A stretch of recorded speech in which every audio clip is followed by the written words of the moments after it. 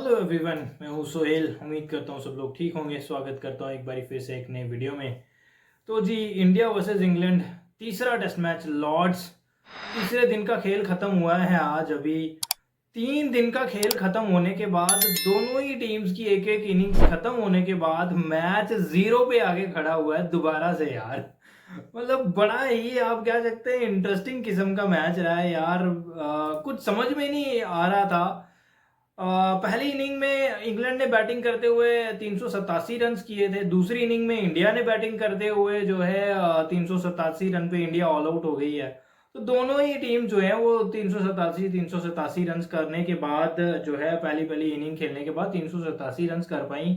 आप कह सकते हैं एक थोड़ा लो स्कोरिंग टाइप ये मैच रहा। पहले दिन 251 रन बने, 4 विकेट गिरे। दूसरे दिन 281 रन बने, 9 विकेट्स गिरे। आज सबसे कम रन्स बने हैं 244, 244 रन्स बने हैं, 7 विकेट्स गिरे हैं। तो इंग्लैंड दोबारा बैटिंग करने के लिए आ गई है। 2 रन्स किए हैं, एक ओवर किया इंडिया ने, जसप्रीत बुमराह का एक ही ओवर हुआ। होने तो दो चाहिए थे, बट वो थोड़ा सा ना वो चलती है थोड़ी माइंड गेम्स इंग्लैंड के बल्लेबाज जैक क्रॉली की तरफ से। एक तो वो हाथ पे बॉल लगा, फिर वहां पे टाइम वेस्ट तो करना ही करना था। इंग्लैंड चाहती थी वहां पे बैटिंग ना ही करनी पड़े, बट फिर भी 2 ओवर्स के लिए बैटिंग आई और उसमें से भी एक ओवर उन्होंने, मतलब एक ओवर का टाइम इधर उधर करके निकाल दिया। ये चलता है टेस्ट मैच में यार, इतना थोड़ा बहुत ऊपर नीचे होता है। बट कुल मिला के बात इतनी है यार कि 2 इनिंग्स खत्म होने के बाद, 3 दिन का खेल खत्म होने के बाद मैच दोबारा से 0 पे आगे खड़ा हुआ है। यानी आप कह सकते हैं मैच रीस्टार्ट हुआ है। यहाँ से एक एक इनिंग बाकी है। इंग्लैंड अपनी दूसरी इनिंग में जितने रन बनाएंगे उससे 1 रन ज्यादा इंडिया को करना पड़ेगा। अब देखते हैं इंग्लैंड कितना टारगेट दे पाएगी इंडिया को, क्या हिसाब किताब रहेगा। शुरुआत करते हैं इंडिया के 145 रन पे 3 विकेट खोने के बाद। आज जब शुरुआत करी इंडिया ने, बड़ी बेहतरीन बैटिंग करी केएल राहुल और ऋषभ पंत ने। पहले सेशन में 102 रन आए और 1 विकेट गिरा लास्ट में जाके, बिल्कुल लास्ट ओवर में। 3 बॉल्स वो रहती थी लंच ब्रेक में। वो ऋषभ पंत केएल राहुल की सेंचुरी पूरी कराने के चक्कर में वो चाहते थे कि लंच से पहले केएल राहुल की सेंचुरी हो जाए। उस चक्कर में जो है वो सिंगल लेने के चक्कर में बिल्कुल शॉर्ट कवर्स पे बेन स्टोक्स के हाथ में बॉल देके रन आउट हो गए। वो एक एक बहुत बड़ी विकेट थी वहां पे गिरने वाली यार।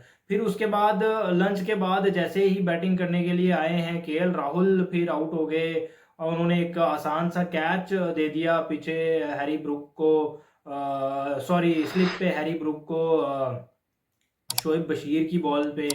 फिर उसके बाद रविंद्र जडेजा और नीतीश कुमार रेड्डी की एक अच्छी पार्टनरशिप लगी।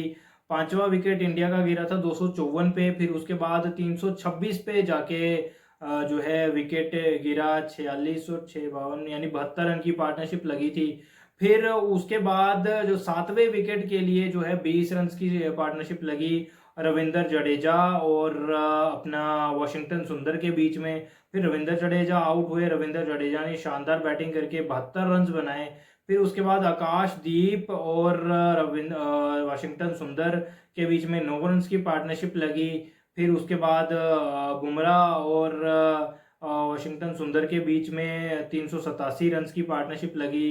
फिर उसके बाद जो है हैरी ब्रूक ने लास्ट में जोफ्रा आर्चर की गेंद पे कैच पकड़ा। वॉशिंगटन सुंदर का शॉट मारने के चक्कर में आउट हुए। सिराज 2 बॉलें खेली, कोई रन नहीं बना पाए। तो इस तरह से इंडिया की जो है वो इनिंग समाप्त हुई 387 पे। जिस तरह से बैटिंग कर रहे थे वॉशिंगटन, नीतीश कुमार रेड्डी और रविंद्र जडेजा, और जिस तरह से वॉशिंगटन सुंदर ने नीचे आके 23 रन किए हैं, इस हिसाब से लग रहा था कम से कम 420-30 के आसपास इंडिया को पहुंचना चाहिए था यार।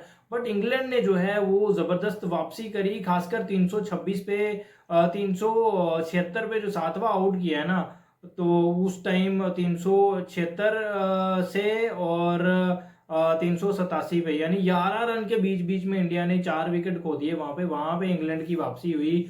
वरना ऐसा लग रहा था कि इंडिया आराम से जो है 420-30 कर सकता है यहाँ पे। कल आके भी जो है लंच के बाद जब नीतीश कुमार रेड्डी, वॉशिंगटन सुंदर और ये रविंद्र जडेजा बैटिंग कर रहे थे कि ऐसा लग रहा था आज का दिन निकाल जाएंगे और कल आके कम से कम आधा पौना घंटा 1 घंटा और बैटिंग करके जो है 30 40 50 रन की लीड इंडिया ले सकती है। बट इंग्लैंड की जबरदस्त वापसी हुई वहां पे, उन्होंने इंडिया को 387 पे ऑल आउट किया। मैच आप कह सकते हैं दोबारा से रिस्टार्ट हुआ है। इंग्लैंड अपनी दूसरी इनिंग में 2 रन बना चुके हैं। बॉलिंग की अगर मैं बात करूं तो सबसे कामयाब बॉलर क्रिस वोक्स रहे, 27 ओवर्स में 84 रन देके 3 विकेट्स लिए। उसके बाद जोफ्रा आर्चर ने 2 विकेट लिए, बेन स्टोक्स ने 2 विकेट लिए, ब्राइडन कास ने 1 विकेट लिया, शोएब बशीर ने 1 विकेट लिया, और एक जो है ऋषभ पंत के रूप में जो विकेट गिरा था वो रन आउट हुए थे।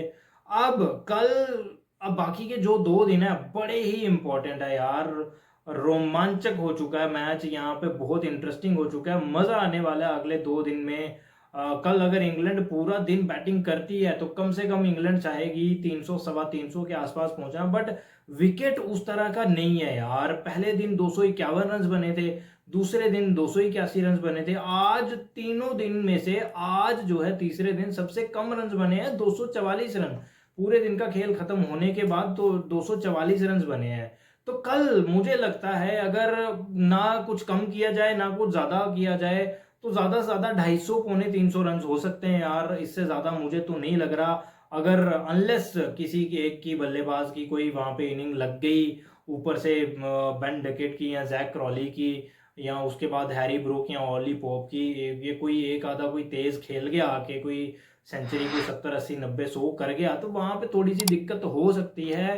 चौथी इनिंग्स में 300 प्लस चेज करना थोड़ी दिक्कत होगी यार। मुझे लगता है कहीं ना कहीं प्रॉब्लम होगी, क्योंकि विकेट जो है अभी हमने लास्ट सेशन में देखा जिस तरह से 4 विकेट्स गिरे इंडिया के, सॉरी 5 विकेट्स गिरे इंडिया के, तो थोड़ी कल फिर प्रॉब्लम हो सकती है। अगर इंग्लैंड ज्यादा रन्स कर जाती है, या इंडिया के पास 2 स्पिनर्स हैं यार, रविंद्र जडेजा और वाशिंगटन सुंदर।